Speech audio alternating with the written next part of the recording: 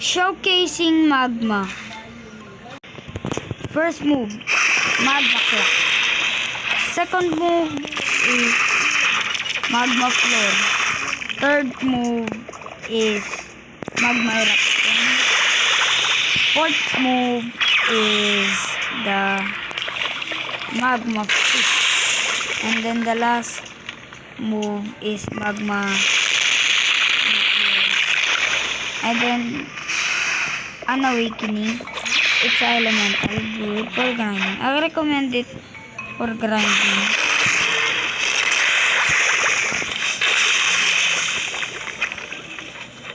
I recommend it for grinding.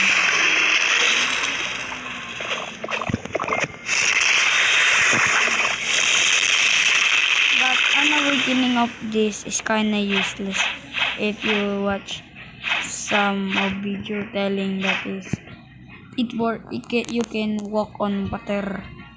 Actually, you cannot. An awakening, you cannot.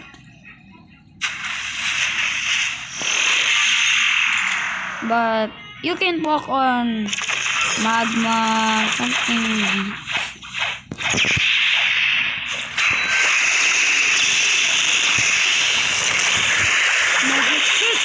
That's all it.